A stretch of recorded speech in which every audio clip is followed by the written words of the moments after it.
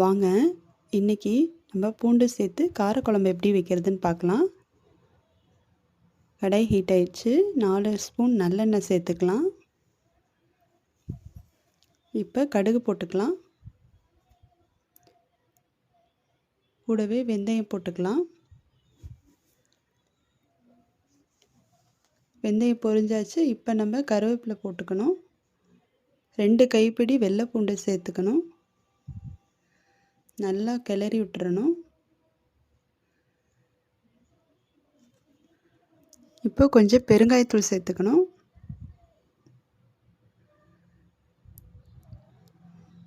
நல்லா கிளறி விட்டாச்சு. இப்போது 2 கைப்பிடி நிறையா சின்ன வெங்காயம் சேர்த்துக்கலாம். இப்போ வெங்காயம் நல்லா வதக்கி விட்டாச்சு.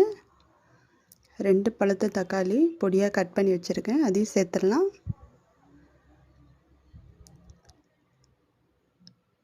இப்போ தக்காளி நல்லா வதங்கிட்டுருக்கு. இப்போ நம்ம அதுக்குள்ளே தேங்காய் அரைச்சிட்டு வந்துடலாம். கொஞ்சமாக தேங்காய் சேர்த்துருக்கேன். கொஞ்சம் தண்ணி சேர்த்து நைஸாக அரைச்சிட்டு வந்து வச்சுக்கலாம். இப்போ பாருங்கள், தக்காளி நல்லா வதங்கிருச்சு. இப்போ வீட்டில் அரைச்ச குழம்பு மிளகாத்தூள் 3 டீஸ்பூன் சேர்த்துருக்கேன். 1/2 ஸ்பூன் மிளகாத்தூள், 1/2 ஸ்பூன் மஞ்சத்தூள். ஒரு வாட்டி கிளறி விட்டுறலாம். நல்லா இந்த எண்ணெயிலே நல்லா கிளறி விட்டாச்சு. இப்போ லெமன் சைஸில் புளி ஊற வச்சு கரைச்சி எடுத்து வச்சுருக்கேன், அதையும் சேர்த்துக்கலாம். அரிசி களைஞ்ச தண்ணி எடுத்து வச்சுருக்கேன், அதையும் சேர்த்துக்கலாம். தேவையான உப்பு சேர்த்துக்கணும். ஒரு வாட்டி நல்லா கிளறி விட்டுறலாம். இப்போ அரைச்ச தேங்காய் விழுதை சேர்த்துக்கலாம்.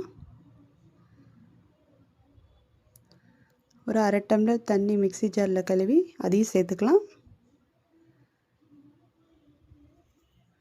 ஒரு வாட்டி நல்லா கிளறி விட்டு உப்பு கரெக்டாக இருக்கான்னு செக் பண்ணி மூடி வச்சுக்கலாம்.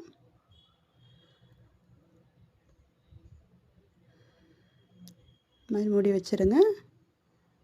ஒரு 5 நிமிஷம் கொதிக்கட்டும். ஃபஸ்ட்டு அதை எடுத்து நம்ம இப்படி மறுக்கும் கிளறி விட்டுறலாம்.